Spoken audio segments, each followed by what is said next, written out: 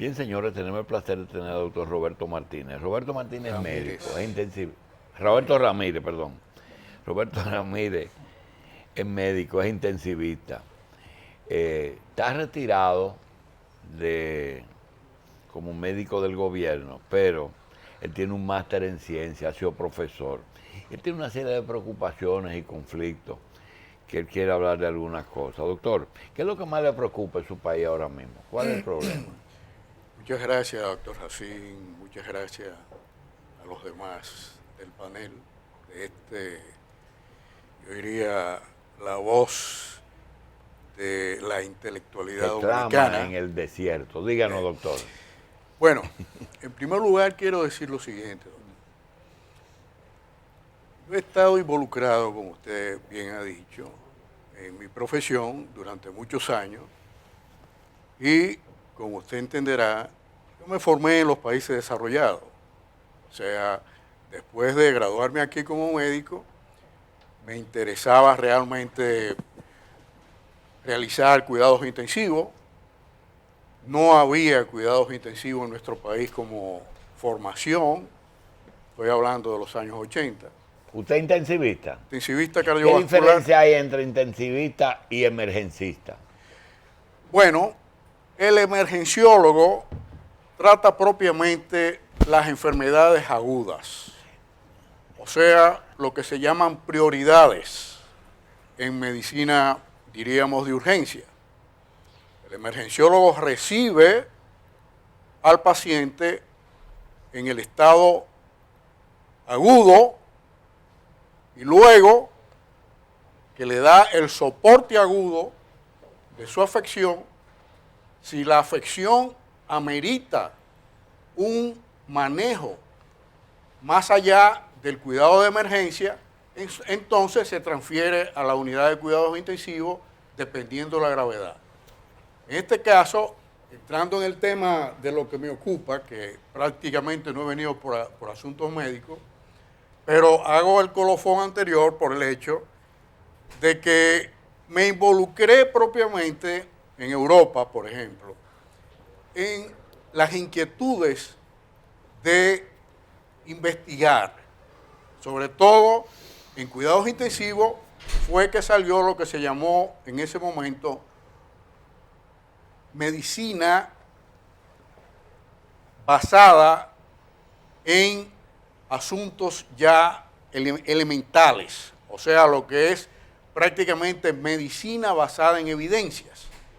De ahí se empezaron a descartar cosas que a nosotros nos habían enseñado de que funcionaban, pero uno en la práctica se daba cuenta de que eran prácticamente propaganda de los laboratorios que representaban esos productos, porque uno veía que el paciente seguía igual y no mejoraba y se le ponía a gastar a los pacientes mucho dinero en eso.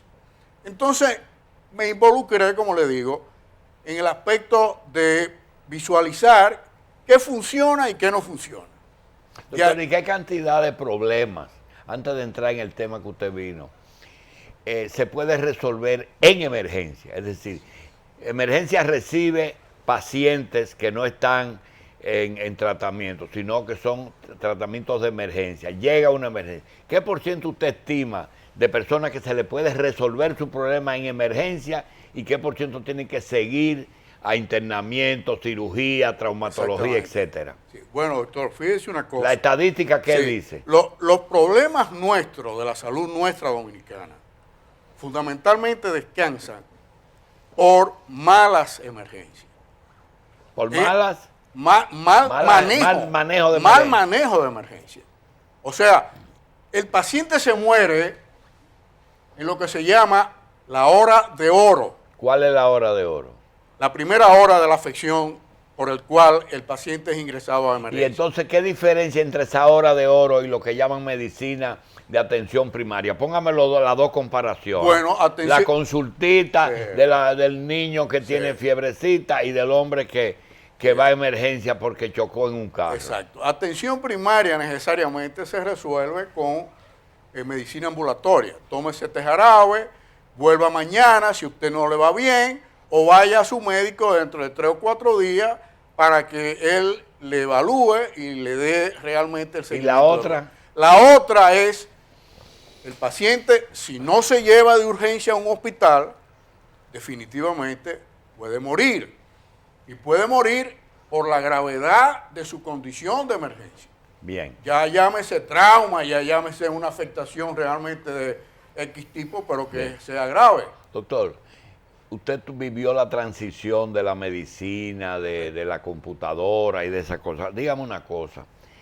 El médico que nosotros concebimos, lo he hablado con José, lo he hablado con el doctor Hanna, era el médico Dios, el médico que era un científico, el médico que soñaba con ser médico. Y ahora mismo a usted se asegura y le da igual que lo manden a cualquier médico, ni sabe dónde va. Sí, antes ese médico era hasta compadre, amigo, etcétera. ¿Realmente usted se considera un científico de antes o se considera un médico que hace su trabajo, un usuario, como dice, de medicina? No, doctor. Yo estoy de acuerdo con lo que fueron nuestros profesores.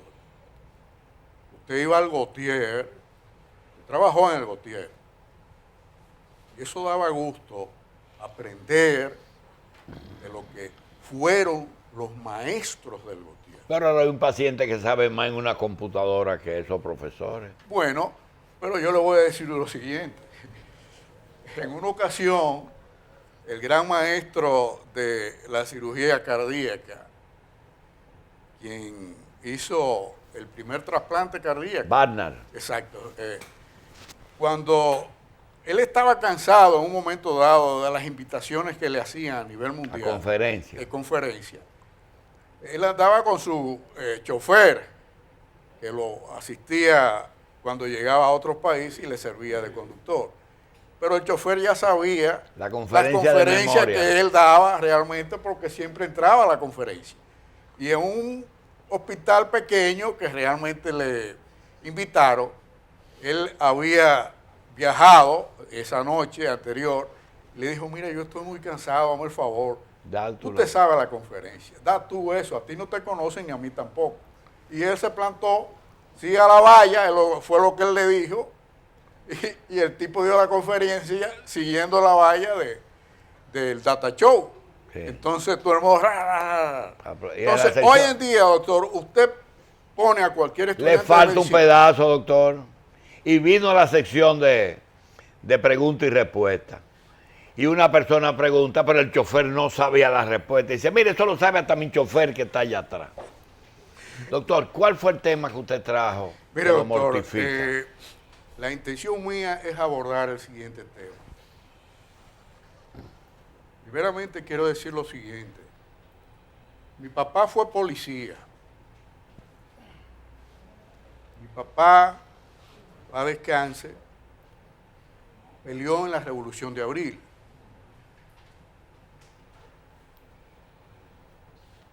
Defendiendo el gobierno de Juan Bosch. Fue jefe del comando Duarte II. Un amigo de Fafa Tavera que lo conocía muy bien y muy amigo de Norge Botello, que lo conocía muy bien porque antes de morir él los visitaba frecuentemente aquí a la capital. Papá murió deseando su pensión de la policía porque Hipólito había dado el decreto, pero no lo actúa la pensión.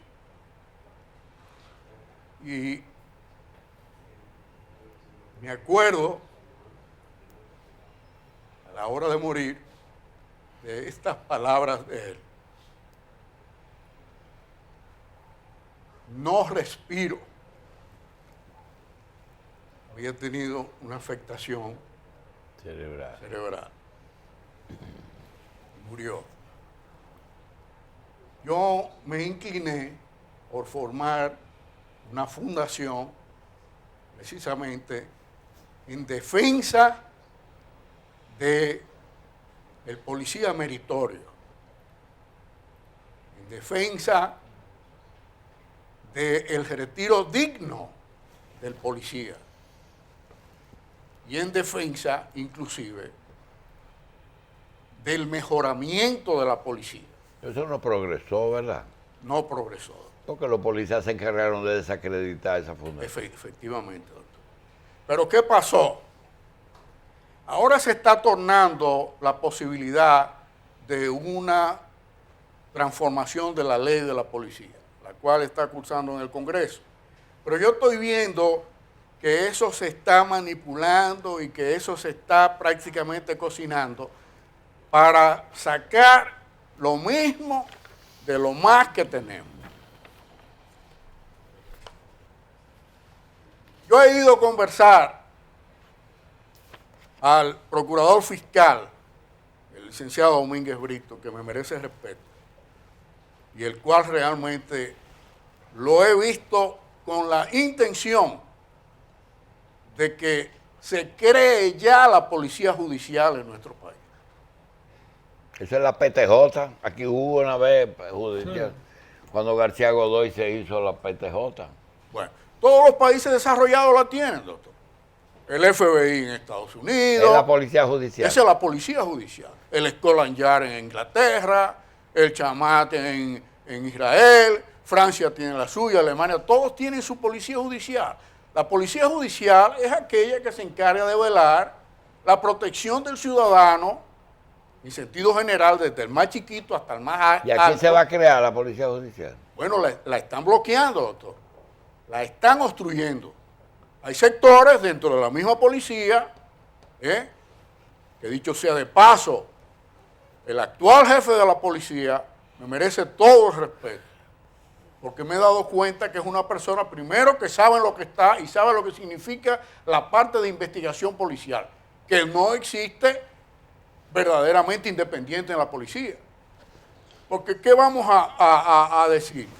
Bueno, la policía, desgraciadamente, a mi entender, y vuelvo y repito, el actual jefe de la policía es una persona que merece todo el respeto, pero él no puede controlar a nivel nacional 400,000 policías, porque no puede. Cada policía, un general, un coronel, un capitán, tiene al mismo tiempo su pandilla, su grupo, su clan, y cada quien manda por aquí, manda por allí. Entonces es la policía el primer opositor a ese proyecto. Dentro de la misma policía. Bien. Exactamente. Doctor, una vez usted ha aclarado el motivo de su llegada, que es el apoyo a esa ley, yo quiero que usted nos dé una ñapita. A mí me luce que la clase médica no es como mucha gente se piensa. La gente piensa aquí que aquí hay cardiólogos intervencionistas que son multimillonarios, que aquí hay consultorios que producen miles de pesos al día, pero por otro lado hay una clase médica madura, es decir, que no son muchachitos internos ni residentes, que tienen dificultades económicas, que no pueden comprar un consultorio, que no pueden comprar una casa y pagarla a plazo, que no pueden comprar un carro y que tienen dificultad para pagar, que la pensión, si están pensionados, no le dan, que ya no pueden estar dando clase en un sitio o en 2 universidades o en 3 hospitales, a veces están asimilados de las Fuerzas Armadas, trabajan en el Seguro Social, trabajan en salud pública y tienen el consultorio. Realmente, ¿cuál es la situación económica del médico medio de aquí? Es desastrosa, pero más que desastrosa, humillante y a la vez desmoralizante. Y no es que tiene falta de capacidad de producción. No. Fíjese, doctor, el médico dominicano... Porque ahorita decían, los haitianos están aquí porque el dominicano no quiere trabajar. Y yo le pregunto, ¿no será que esos médicos que están desempleados o están pasando las 1000 en la noche es porque no se han actualizado? ¿Qué va, doctor? Lo que pasa es lo siguiente, doctor. La medicina actualmente se ha convertido no en lo que fue en la época suya, por ejemplo, ni de los profesores míos, que usted veía que en lo que menos pensaba un médico en esa época era quizás en dinero, a la hora de llamársele de un hospital, de su consulta, de su clínica o de lo que sea.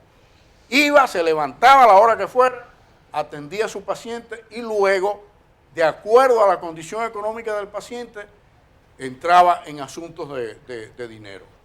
Hoy en día, fundamentalmente, primero usted nota lo siguiente: la formación nuestra académica está en el suelo, lo digo con toda confianza y sin ofender a nadie. La intención de que se mejore la formación académica es fundamentalmente porque hoy en día ni siquiera los médicos lo ponen a hacer un tacto rectal para ver si hay impactación y el paciente se cree que tiene una obstrucción por algo, pero es una impactación que tiene fecal.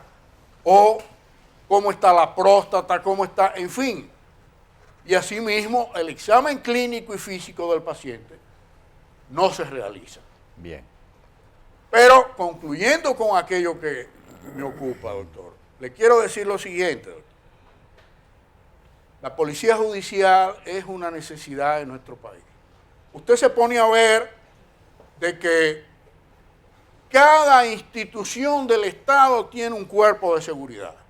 Usted va a cualquiera de las secretarías nuestras y hay un cuerpo de seguridad. ¿Quién paga eso? El Estado. El Estado, pero del presupuesto de la propia secretaría. Usted va a los bancos, otra seguridad. Usted va a cualquier institución privada, llámese como se llame, otra seguridad. Las casas de familia, los residenciales y todo tipo realmente de vida. Aquí hay hombres armados en seguridad que fuerzas regulares. Efectivamente, pero usted se pone a ver, doctor, ¿poseemos los ciudadanos dominicanos seguridad? No. No poseemos. ¿Cuánto invierte el Estado en toda esta parafernalia de conformación de seguridad a nivel nacional de manera desmembrada y sin ningún tipo de control ni nada?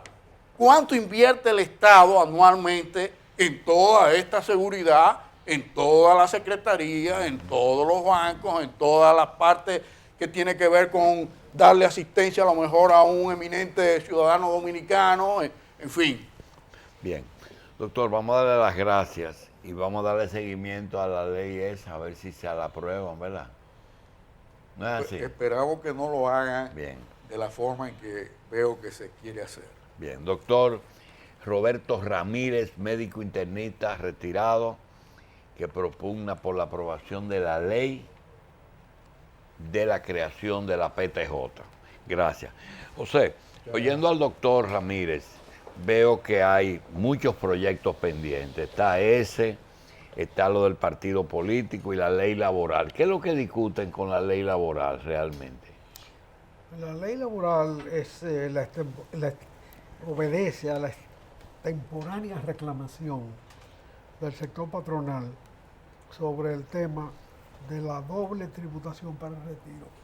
Cesantía. La doble reserva para el retiro. Cuando se discutió la ley de seguridad social, ellos debieron introducir eso, porque tenían mucha razón. Pero ahora es muy difícil, porque ya se ha acumulado el doble derecho. Por una parte, hay la obligación de la empresa a aportar tanto la cuota suya como la cuota del trabajador a la seguridad social para el retiro. Pero al mismo tiempo está vigente la ley de cesantía, la que establece la cesantía. Eso es una doble reserva para un mismo fin. Pero hay derechos adquiridos que son irrevocables. Y eso tiene paralizado todo el debate. Eso ¿Y qué se puede hacer? No es un problema del salario de hoy. ¿Y por qué eso no lo aceptan hasta ahora y hacer una cuenta nueva con el resto? Es decir, todo trabajador que tiene un pasivo acumulado, reconocérselo. Y de ahora en adelante es diferente. Eso puede ser una solución que ni siquiera se ha planteado. Pero es posible. Es muy lógica, claro. Es decir, porque la ley rige para el porvenir. Sí, pues. El gran problema de esto es el siguiente, que ni los unos ni los otros tienen suficiente sustento social. ¿Qué quiere decir eso? Bueno, que los patronos no representan a los patronos y los trabajadores tampoco representan a trabajador alguno. Y lo están discutiendo con interlocutores que no son adecuados. Es una discusión de cúpulas que no de base. No tiene representatividad. Cuando un patrono de eso llega a un acuerdo al respecto de estas situaciones, ¿qué te va a decir un mecánico de la calle Manuela 10? que tiene 14 trabajadores. Y no es el Estado el que le corresponde la voluntad de representar el bienestar de todos. Debería ser. Del Estado como el Estado. Debería ser, pero el Estado se ha desmembrado en muchas responsabilidades. El Ministerio de Trabajo lidere ese proyecto. El Estado debe estar por encima de esas representaciones falsas. Porque está bien que las representaciones genuinas se entiendan. Si hay una representación social válida, tú tienes que discutir con ella. Pero discutir con gente que no representa nada, más que sus estrechos intereses de pequeños grupos y de pequeñas cúpulas, particularmente en el caso de los trabajadores, ni siquiera tienen trabajadores que lo sigan. Y ese es un punto específico, solamente ese es el punto. Ese es el punto que tiene parado todo. Otra cosa, otro proyecto es la ley de partidos. A pesar de que ya se aprobó en la primera parte, ¿cuál es la esencia de esa ley? La ley de partidos está trancada en otro aspecto, el aspecto de las finanzas partidarias. ¿Qué quieren los partidos que no lo han dicho? No, pero fíjate, se promulgó una disposición hace cierto tiempo en la ley orgánica de la Junta Central Electoral, a través de la cual se establece un mecanismo para que el Estado mantenga a los partidos, buscando que no lo mantengan las empresas, porque eso lo condiciona. Pero ¿qué resulta? En la práctica ahora tienen el subsidio del Estado, que le permite a un senador abandonar la senaduría si va a presidir el partido, porque como presidente o secretario general del partido va a cobrar tanto como cobra un senador. Y de la misma fuente. Ahora no se ha extinguido la otra fuente, la fuente de los subsidios empresariales, que condicionan las acciones de gobierno. Porque desde que tú llegas al gobierno, pasas la cuenta. Y yo di tanto, yo di más cuánto, resuélveme esto. Ese es el problema. Bien. ¿Cómo se pretende en estos proyectos que se discuten obviar el subsidio empresarial a la lucha política? A través de cuentas claras, de la transparencia de las finanzas partidarias. Y no hay quien transparente eso. Ni siquiera los subsidios del Estado se transparentan en la ONG ni en los partidos políticos. Ninguna ONG presenta su... Pero la Cámara de Cuentas tiene incidencia. La Cámara de Cuentas... Donde quiera que el Estado tiene un peso. Donde quiera que el Estado tire un peso, la Cámara de Cuentas tiene derecho a revisar. Sí. Pero la Cámara de Cuentas revisa con 3 años de atraso. Bien. Y a los 3 años perime esa responsabilidad. El otro tema que quiero que tú toques es lo siguiente. El tema de reelección tiene diferentes vertientes. Una es reelección indefinida mientras el cuerpo aguante y mientras el dedo se mueva. Es decir, cada vez que un gobernante, eso existía en la Constitución del 66. La no reelección, es decir, un periodo y se acabó. Después 2 periodos consecutivos y nunca jamás. Y ahora un invento que hizo Miguel Vargas con Leonel Fernández para que Leonel e Hipólito se habiliten, que es uno por el medio. Realmente, tú eres partidario, tú, no como crítico, sino como persona que ha observado los 4 sistemas. ¿Cuál te gusta? La evolución de ese tema en la República Dominicana ha sido muy variada, además con una curva un poco confusa. En el periodo del gobierno de los restauradores, de los azules, en el siglo XIX, se llegó a 2 años, porque habían tantos líderes, tantos cabecillas de una lucha justa, que todos querían ser presidentes y se establecieron los 2 años. Y se gobernó durante hubo elecciones por 2 años varias veces. ¿Cada 2 años? Cada 2 años. Uno de ellos fue Lili. ¿Hasta cuándo fue eso? Hasta que Lili se lo cogió y se quedó con él. Hasta que Lili dijo, yo soy el jefe de este país, y se quedó con él. Mira, las generaciones políticas están muy vinculadas a las generaciones humanas. Por eso cada periodo de gobierno largo tiene líderes o líder de 30 años. Trujillo 30, Fidel 50, Balaguer 12. Lo de Fidel es una anomalía, Eso se sale de todo. Eso es una cosa fuera de juego, producto de la barrida gruesa que él dio a la sociedad cubana. Él liquidó todas las instituciones. Liquidó el ejército y vino con un ejército de guajiros. liquidó la iglesia. La iglesia es otra. Sí. La iglesia cubana de hoy es una iglesia arraigada en las necesidades del pueblo. Antes era una iglesia de los españoles, Sí.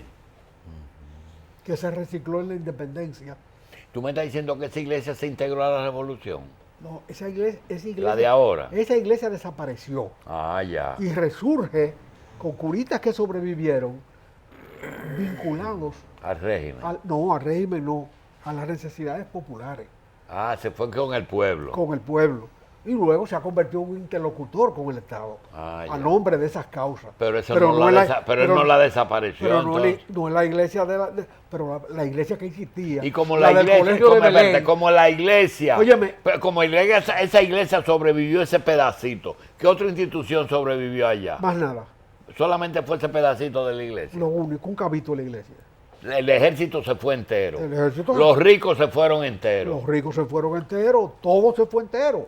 Las instituciones de orden político. Se proclamó la Constitución del 40, pero nunca se puso en ejercicio.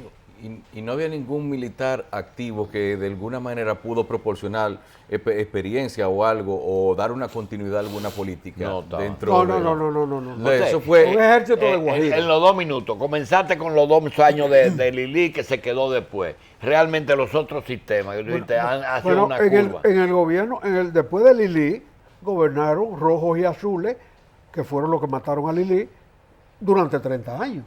Terminó con Horacio Vázquez. Comenzó con Jiménez y terminó con Horacio Sí. Vázquez. Y ellos se repartieron todo ese periodo y sus pantallas. Bueno, y Trujillo se tiró 30. Balaguer, reciclado y apoyado por la tropa americana, hizo 12 años terribles y después volvió a reciclarse. Hay 3 Balaguer. Un Balaguer de Trujillo, un Balaguer de los 12 años Y el un Balaguer de los 10. De 10 años, 3 Balaguer distintos. Pero su capacidad de renovación mantuvo eso. Ahora bien, ¿qué pretendieron los cívicos muertos Trujillo? Que Balaguer y Juan Bosch no pudieran ser candidatos. Hubo un momento que estuvieron fuera del país. Eso fue poco. Fue poco, pero se resolvió con una guerra. Sí. Ellos dos hicieron la guerra de Eso abril. provocaron la guerra. Ellos provocaron la guerra. Y como consecuencia de esa acción, ellos dominaron 30 años.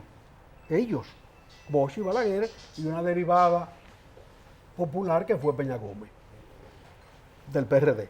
Pero son Bosch y Balaguer los que gobiernan ese periodo grueso, desde Del la guerra, 66 hasta desde la hoy. guerra de abril hasta Leonel Fernández. Ahora, a partir de ahí, la situación ha cambiado sustancialmente. ¿Por qué? Porque en gran medida el país está resolviendo los problemas políticos con política. O sea, no ¿A matan- partir de cuándo? desde que le entregaron el poder a Leonel Fernández. No tanto por la visión que pudo haber tenido Leonel en la organización Del Estado. del Estado, que la ha tenido y que es meritoria, sino en cuanto las fuerzas sociales en que se sustenta el Estado se han desarrollado. Se han desarrollado a pesar de la política, por encima de la política. Lamentablemente no hay la contraparte de los trabajadores, porque eso se diluyó. se ha atomizado y se ha convertido en un interlocutor mercenario, que no tiene fuerza. ¿La sociedad civil tiene fuerza ahora? Mucha, ¿Por qué? porque representa a los que no tienen representación. ¿La sociedad civil real o el Partido de los Americanos aquí? ¿Cuál de las dos? Ambas penas a la vez. O sea, en la modificación que se está hablando ahora, ¿tú estás de acuerdo con qué?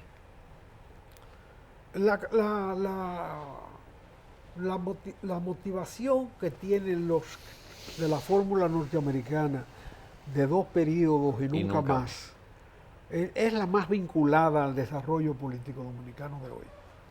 Esa es la que está más vinculada. Pero tiene un problema de interpretación en la transición.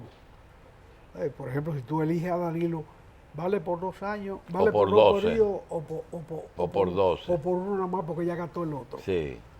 Ahí estamos. O por 2 más completos, 8 y 8, y este no contarlo. No. ¿Entendiste? Sería 4 nada más. Y nunca serían Sí, 2 y pero nunca darías- jamás. Pero darías 3 periodos. Bien, 3 periodos. 3 periodos. Depende de la voluntad de él Sí. entenderlo así. Bien. Ahora ese es el mismo tema de Horacio Vázquez en el 29. De que si valía la constitución de tal o la demás cuál. y ahí se gavió Trujillo, intérprete de la Constitución. Bien. José, vamos a gaviarnos, nos vemos.